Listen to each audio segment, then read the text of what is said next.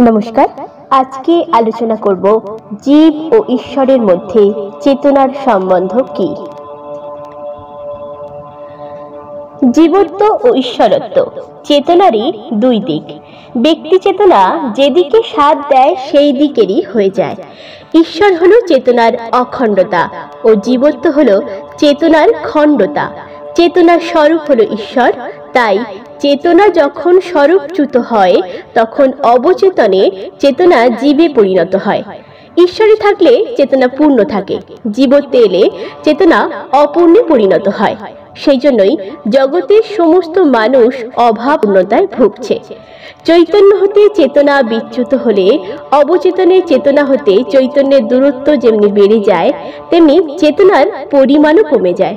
চেতনা কমে যাওয়ার কারণে মানুষ নিজের মধ্যে দুর্বলতা অনুভব করে। চেতনা না থাকলে শক্তি কোথায়? চেতনা না থাকলে শক্তি অচেতন হয়ে যায়। তাই চেতনাই সব। অর্থাৎ আমরা চেতনা থাকলে ঈশ্বরে থাকি, চৈতন্য হারালে জীবে পরিণত হই। এইভাবে চেতনার অবস্থান অনুসারে ঈশ্বর ও জীবের পরিচয় হয়ে থাকে। সেই জন্য প্রচেষ্টা দ্বারা আমরা চেতনার সান্নিধ্য বাড়ালে যেমনি ঈশ্বরে পরিণত হতে পারি, তেমনি চেতনাকে হারিয়ে জীবত্বে পরিণত হতে পারি। তাই আমরা ঈশ্বরে যাব না জীব হয়ে থাকব, সেটা ব্যক্তিগত ব্যাপার।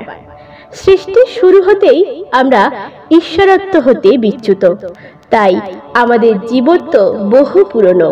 সেই জন্য সহজে আমরা নিজেকে পরিবর্তন করতে চাই না। আমরা যা কিছুই চাই না কেন, চেতনার উপস্থিতি ছাড়া কিছুতেই সম্ভব নয়। তাই আমরা চেতনকে চাইব না জড়কে নেব, সেটা আমাদের ঠিক করতে হবে। চক্ষু দ্বারা ঈশ্বর বা চেতনাকে দেখা যায় না। চক্ষু কেবল দৃষ্টি দেখার জন্য সৃষ্টি হয়েছে, তাই চক্ষু দর্শক বা দ্রষ্টাকে দেখতে পায় না। দর্শকের অবস্থান অন্তরে আর চক্ষুর অবস্থান বাইরে। সেই জন্য চক্ষু অন্তরের দ্রষ্টাকে দেখতে পায় না। দ্রষ্টাই হলো ঈশ্বর চেতনা। দ্রষ্টা দেখার জন্যই চক্ষু সৃষ্টি হয়েছে, কিন্তু আমরা অজ্ঞাত কারণে দ্রষ্টা অবস্থান হতে বিচ্যুত বলেই স্রষ্টার অবস্থানকে জানতে পারি না। চক্ষু যার দ্বারা দেখে, চক্ষু তাকে দেখতে পায় না।